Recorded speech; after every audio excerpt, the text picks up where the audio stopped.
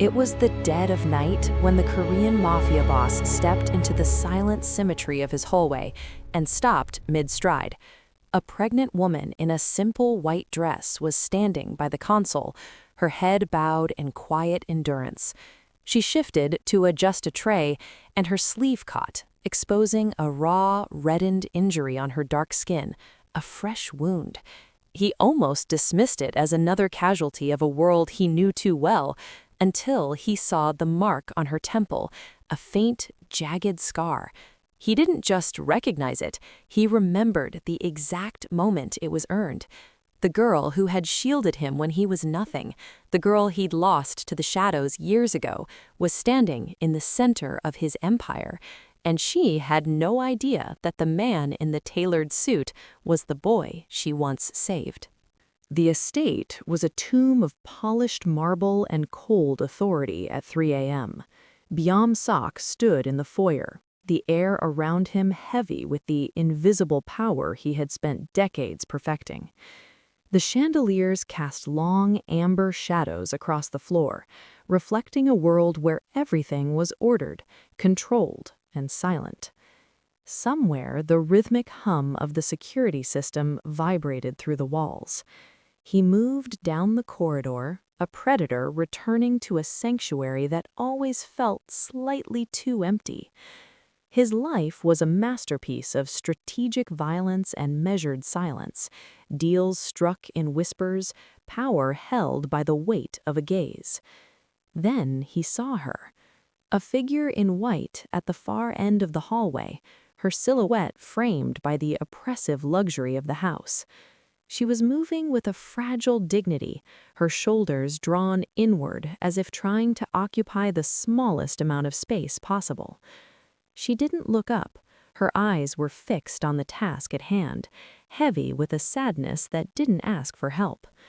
But when she reached out to steady the tray, the fabric of her dress shifted, and the world tilted. The bruising on her forearm wasn't an accident, it was a signature of cruelty, and the way she stood, composed yet broken, a strength wrapped in silence, pulled him back to a childhood street and a debt he had never been able to repay. Byam-sak did not move. He remained anchored to the polished marble, a silent shadow draped in the expensive fabric of a world that thrived on the very cruelty currently etched into the woman's skin. From this distance, he could see the rhythmic, exhausted rise and fall of her shoulders. She was pregnant. The curve of her stomach was undeniable under the white dress, yet she moved with a mechanical precision, as if she had trained her body to ignore the protest of her muscles and the fire in her arm. He watched her dip a cloth into a basin of water, her movements fluid despite the visible trauma. There was a composed and dignified grace to her labor that felt like a shield. She wasn't just cleaning a hallway, she was building a fortress of invisibility around herself. To the rest of his staff, she was likely just a temporary hire, a ghost in a white dress brought in to fill a gap in the schedule.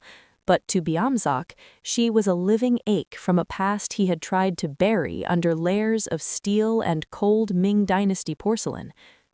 The silence of the 3 a.m. estate was absolute, save for the soft slap hush of her cloth against the wood. It was a deceptive calm, the kind of quiet that preceded a storm or an execution. Byam-sak felt the invisible power he usually wielded like a blade turn inward, cutting through his own restraint. He wanted to step forward, to catch her wrist, carefully avoiding the bruises, and demand to know who had dared to touch the girl from the Hester Street playground. Instead, he stayed in the blur of the background. He was the powerful observer, calculating the trajectory of her life since they had last seen each other 17 years ago. Her eyes remained lowered, fixed on the reflection of the chandeliers in the polished floor. She looked into the gold light, but saw nothing of the wealth around her. She was a woman heavy with emotion, trapped in the inward, quiet suffering of someone who had learned that looking up only invited a blow to the face. A clock chimed somewhere in the depths of the house, the sound vibrating through the floorboards. Laura flinched, a microscopic hitch in her breathing that only a man trained to spot weakness would notice. She didn't look around. She simply tucked her injured arm closer to her body, a protective posture that spoke volumes of the hunter she was hiding from. Biamsak felt a cold, familiar stone settle in his chest. He had spent his life becoming a man people feared, but standing here, watching the strength wrapped in silence of the woman he once loved, he realized that his empire was hollow if it couldn't protect a single soul from his past. He turned away before she could look up, his mind already dismantling the peace of the night to make room for a war. The sun had not yet crested the horizon when Biamsak summoned Mrs. Wang, the estate's head housekeeper, to the grand study. The room smelled of old leather and cold ambition, a space where invisible power was usually dispensed in the form of ledger entries or death warrants. Mrs. Wang stood rigidly, her hands clasped, her face a mask of professional confusion as Biamsak delivered the new directive. The temporary maid in the white dress was to be moved immediately to the East Wing guest suite. "Sir, with all due respect, that wing is reserved for visiting dignitaries," Mrs. Wang protested, her voice tight with the friction of broken protocol. "The girl is a day laborer from a shelter. She hasn't even been vetted for permanent residency. To place a servant among the silk tapestries is—" Biamsak didn't look up from the heavy fountain pen he was cleaning. The silence stretched, thick and pressurized, until the ticking of the grandfather clock felt like a hammer against the walls. "She is no longer a maid," he said, his voice a low, dangerous velvet. "She is a guest of this house. You will provide her with the prenatal vitamins the doctor delivered an hour ago. You will ensure her meals are high in iron, and you will never, under any circumstance, allow her to carry a tray again." "But the agency contracts—" "I own the agency, Mrs. Wang. I own the street they are located on. Do not let your sense of order blind you to my command." Biamsak finally looked up, his gaze serious and focused, pinning the housekeeper to the spot. It was the look of a man about to intervene in a way that left no room for negotiation. By noon, the symmetry of power and pain had shifted. Laura was led down the plush corridors of the East Wing, her shoulders slightly drawn inward as she clutched a small plastic bag containing her only belongings. She looked at the ornate crown molding and the soft recessed lighting with sadness and reflection, her eyes searching for the trap she was certain was hidden in such luxury. When she reached the suite, a sanctuary of duck-egg blue silks and windows that overlooked the private gardens, she stopped at the threshold. Biamsak watched from the shadows of the cross hallway, standing several feet behind her, blurred and silent. He saw her touch the raw, reddened injury on her forearm as she stared at the king-sized bed. She looked like a woman who had forgotten what it felt like to be safe. She didn't ask why, she didn't thank the staff. She simply stood in the center of the room, strength wrapped in silence, waiting for the price of this sudden mercy. Biamsak watched her for a long moment, his feet planted and grounded, before turning away to begin the methodical destruction of the man who had made her afraid of a bed with clean sheets. The scent of sandalwood and aged paper hung heavy in the library, a room where Biamsak usually dismantled empires, not silences. Laura sat on the edge of a deep leather armchair, her white dress stark against the dark mahogany shelves. She looked small, swallowed by the sheer scale of his world, her gaze fixed on the raw and unhidden injury on her forearm as if it were a map of a country she couldn't escape. Biamsak watched from the shadows of the cross hallway, standing several feet behind her, blurred and silent. He saw her touch the raw, reddened injury on her forearm as she stared at the king-sized bed. She looked like a woman who had forgotten what it felt like to be safe. She didn't ask why, she didn't thank the staff. She simply stood in the center of the room, strength wrapped in silence, waiting for the price of this sudden mercy. Biamsak watched her for a long moment, his feet planted and grounded, before turning away to begin the methodical destruction of the man who had made her afraid of a bed with clean sheets. The scent of sandalwood and aged paper hung heavy in the library, a room where Byamsak usually dismantled empires, not silences. Laura sat on the edge of a deep leather armchair, her white dress stark against the dark mahogany shelves. She looked small, swallowed by the sheer scale of his world, her gaze fixed on the raw and unhidden injury on her forearm as if it were a map of a country she couldn't escape. Byamsak watched from the shadows of the cross hallway, standing several feet behind her, blurred and silent. He saw her touch the raw, reddened injury on her forearm as she stared at the king-sized bed. She looked like a woman who had forgotten what it felt like to be safe. She didn't ask why, she didn't thank the staff. She simply stood in the center of the room, strength wrapped in silence, waiting for the price of this sudden mercy.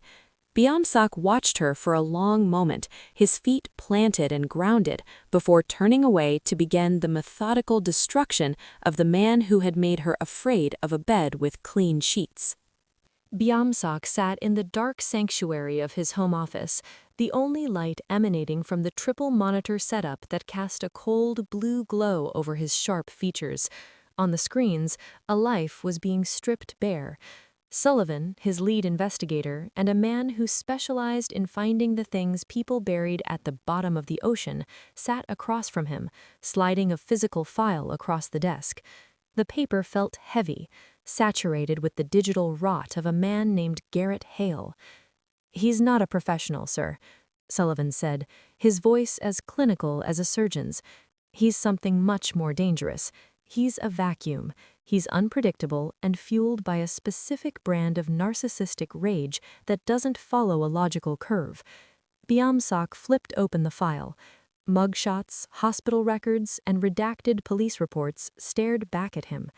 Garrett Hale was a man of unpredictable patterns, a trail of broken glass and vanished women left in his wake. The research showed a history of escalating violence, a man who viewed Laura not as a partner, but as a possession that had dared to grow a soul and run. The invisible power Byamsak usually dealt with was calculated. This was primal, a chaotic fire that burned everything it touched. "He lost his job in Virginia 3 months ago," Sullivan pointed to a highlighted line. "Since then, he's been a ghost. He sold his car, emptied his meager savings, and started moving north. He's not looking for a job, and he's not looking for a new life. He's just looking for her." Byamsak traced the timeline with a steady finger. The dates of Garrett's outbursts lined up with the fresh marks he had seen on Laura's forearm.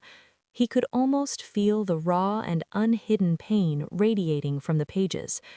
Garrett wasn't a kingpin or a rival boss. He was a bottom feeder who thrived on the inward, quiet suffering of those weaker than him. "He's currently within a 50-mile radius of the city," Sullivan warned. "He's been hitting shelters, showing a photo of her in that white dress. He's desperate, which means he's sloppy, but it also means he has nothing left to lose." Byamsak closed the file with a soft, final thud. The deceptive calm of the room felt like the air before a lightning strike. His emotion was restrained, but beneath the tailored suit, the boy from Hester Street was gone, replaced by a man who knew exactly how to handle a fire. He didn't need to shout to be heard. His silence was a death sentence. "He thinks he's the hunter," Byamsak said, his voice a low, chilling whisper that seemed to absorb the blue light of the monitors. "Let him keep thinking that. I want him to feel the weight of this house before he even sees the gates. I want him to realize he hasn't been chasing a woman. He's been walking into a cage." The afternoon sun filtered through the high, arched windows of the conservatory, casting long slats of gold across the stone floor. It was a space of deceptive calm, filled with the scent of damp earth and blooming jasmine, a stark contrast to the cold, clinical world of Byamsak's office. Laura sat on a wrought iron bench, her hands resting protectively over the swell of her stomach.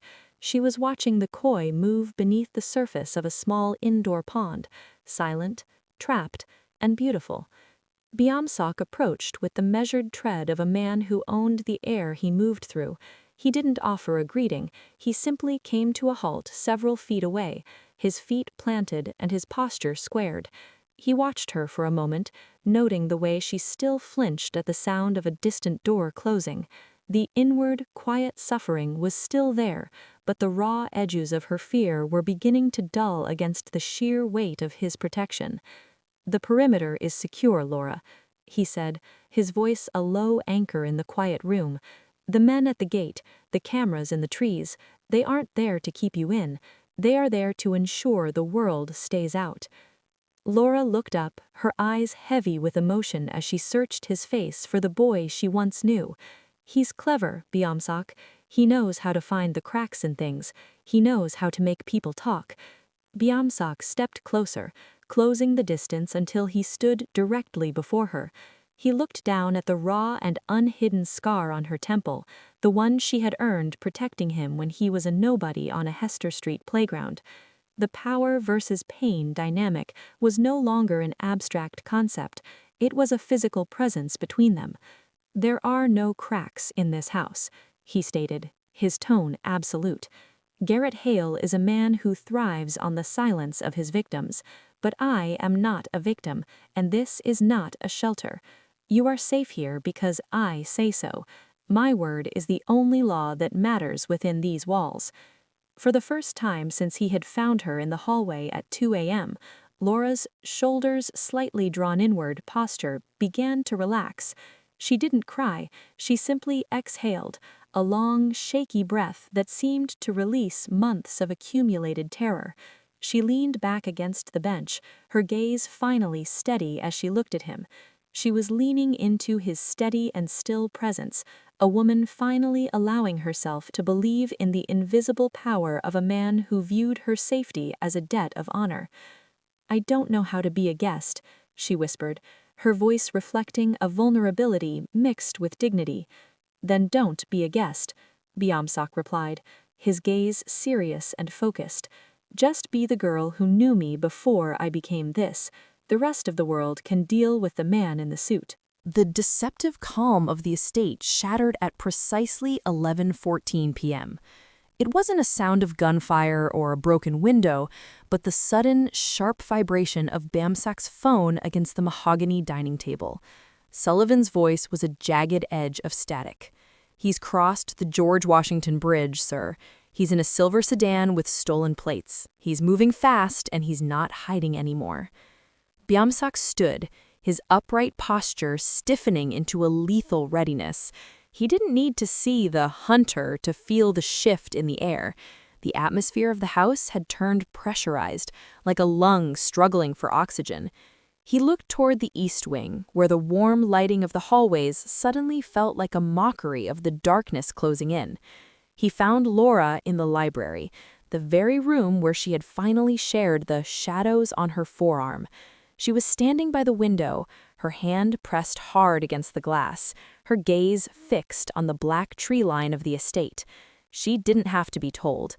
The quiet endurance that usually defined her was gone, replaced by a raw, primal terror. "He's here, Byamsak," she whispered, her voice cracking. "I can feel him, Byamsak. He's like a cold draft that won't go away." "He is miles from these gates, Laura," Byamsak said, his restrained emotion acting as a failing dam against his own rising fury. He moved toward her, his feet planted to provide the anchor she so desperately needed. "He will never touch you again." But the psychological weight of Garrett Hale's proximity was a physical blow. Laura gasped, her shoulders drawing inward as she doubled over, clutching the swell of her stomach. A sharp, rhythmic pain seized her, her face draining of color until she was as white as the sleeveless dress she wore. The stress of the breach, the realization that her sanctuary was no longer a secret, had triggered a medical emergency. "The baby," she wheezed, her eyes wide and heavy with emotion, searching Byamsak's for a hope he wasn't sure he could provide. "It's too early. It's too soon." Byamsak caught her before she hit the polished floor, his well-built frame supporting her total collapse. The power versus pain dynamic had reached its most violent intersection. Outside, the sirens of his security teams began to wail, a dissonant chord against the sudden, sharp cries of a woman in premature labor. He looked down at the scar on her temple, his jaw tightening. The war had arrived, not at his gates, but within the very heart of the woman's he was trying to save. He gathered her into his arms, his intentional presence now a race against time, as he shouted for the medical team he had kept on standby, his voice finally breaking the silence of the 3 a.m. tomb.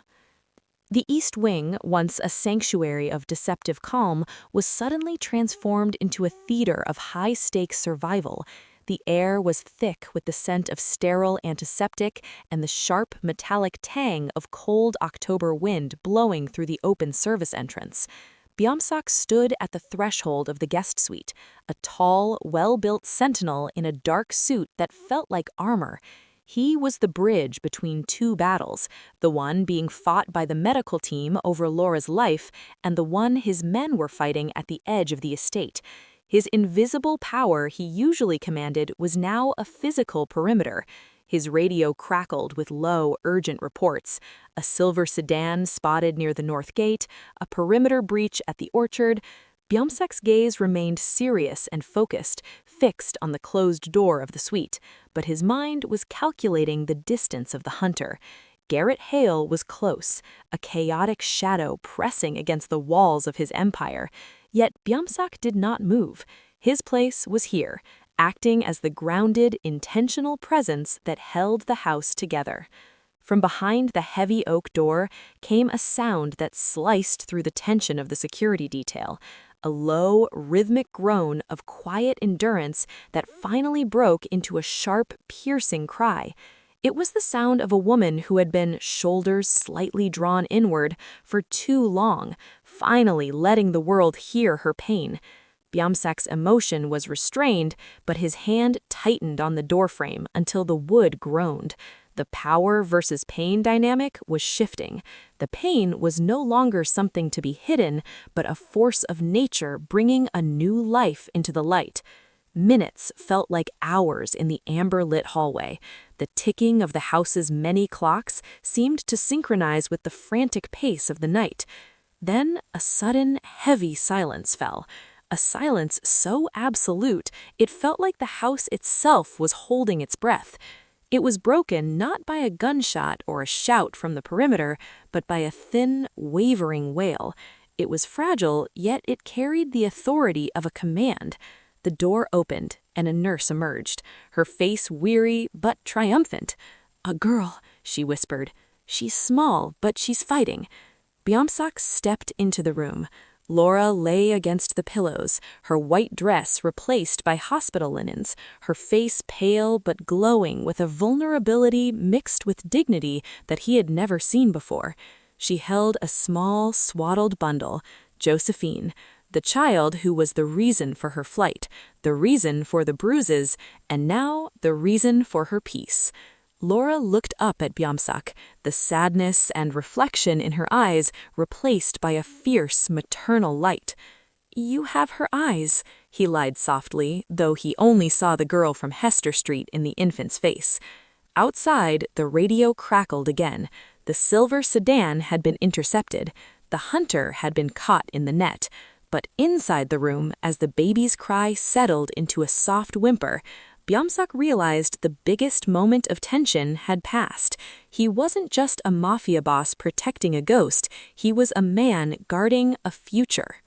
The silver sedan sat crumpled against a concrete divider at the edge of the estate, its headlights flickering like dying eyes in the rain. Byamsak stood several yards away, his dark suit absorbing the damp mist, his upright posture as unyielding as the iron gates behind him. He didn't reach for a weapon. He didn't need to. In his world, invisible power was far more lethal than a bullet. A bullet was an end, but deconstruction was an erasure. Garrett Hale was dragged from the wreckage, a man unpredictable and fueled by rage, now reduced to a shivering animal in the harsh glare of security floodlights. He tried to shout, to invoke the names of the shadows he thought he owned, but his voice was swallowed by the deceptive calm of Biamsak's presence. Biamsak stepped forward, his serious and focused gaze tracing the man's face with the clinical detachment of a judge. "You've spent years leaving marks on things that didn't belong to you," Biamsak said, his voice a low, chilling velvet. "Now the world is going to leave its mark on you." Sullivan stepped out of the shadows, holding a tablet that glowed with the bottom of the ocean research they had compiled. It wasn't just the assault on Laura, it was a decade of systematic fraud, interstate crimes, and a trail of victims Garrett thought had been silenced. Biamsak had spent the last 48 hours weaving those threads into a noose. He hadn't called his cleaners to dispose of a body, he had called the federal prosecutors who owed him favors. "The evidence is already at the precinct," Sullivan noted, his voice a quiet echo of Biamsak's authority. "The warrant was signed 10 minutes ago. There will be no bail, there will be no cracks for him to slip through." Garrett looked up, his eyes wide with the realization that he wasn't facing a rival, but a god of order. He looked at the tall, well-built man in the tailored suit and saw the end of his own chaotic reign. Biamsak watched as the police cruisers arrived, their blue and red lights reflecting off the polished marble of the estate's outer pillars. He watched Garrett being folded into the back of a car, a systematic deconstruction that was as permanent as the scar on Laura's temple. "Ensure the witnesses are protected," Biamsak commanded, his feet planted firmly as the sirens faded into the distance.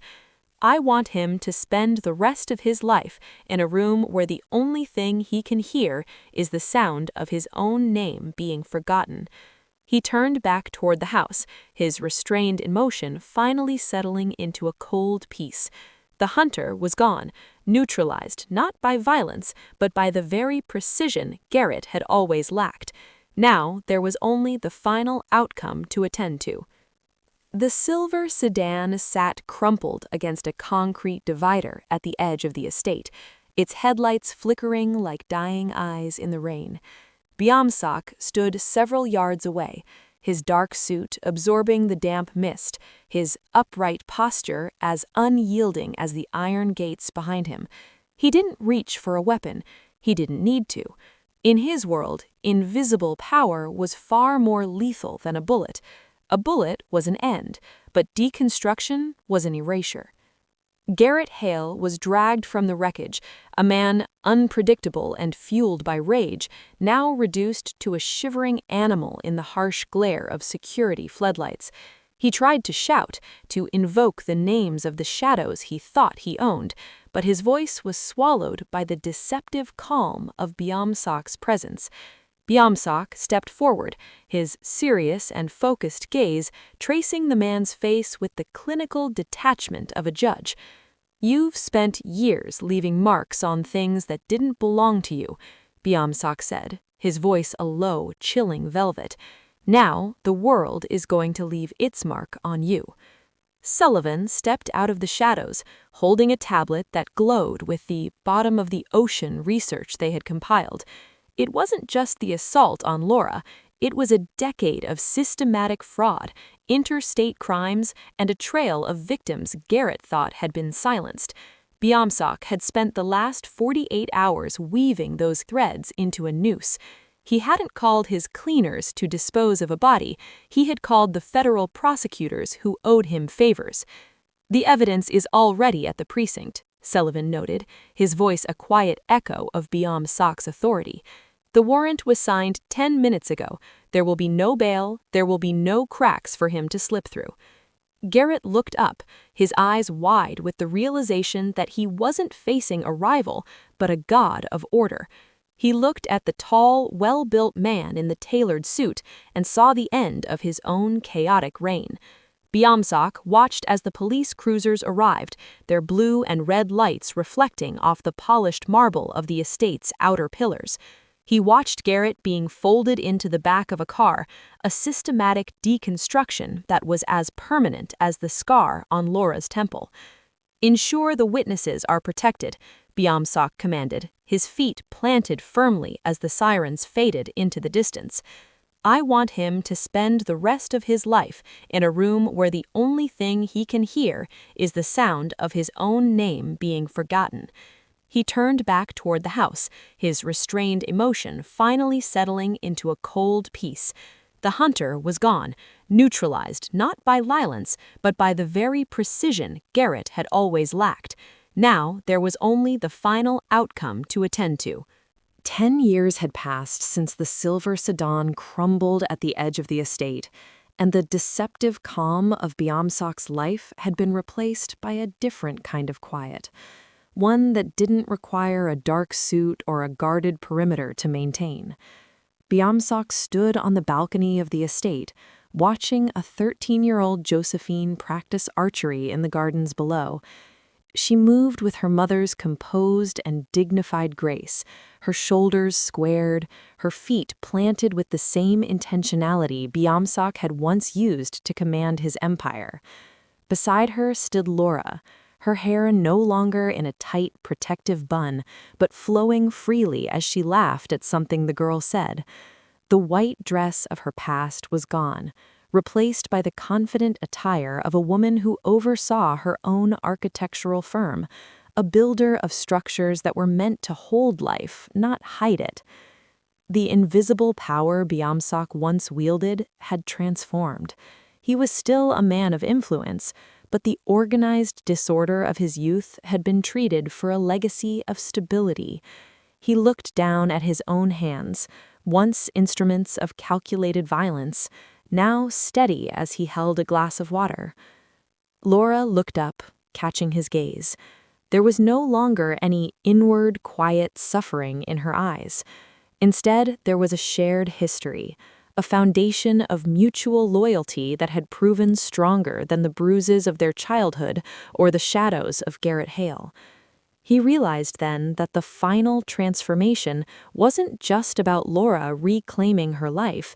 It was about him finding a version of himself that didn't need a weapon to be respected. The estate was no longer a tomb of polished marble. It was a home. And as the sun set over the gardens, casting long, warm shadows that didn't feel like threats, Biamsak finally understood that the loudest sound in the world wasn't a gunshot or a shout of power. It was the soft, steady breathing of a family that was finally safe.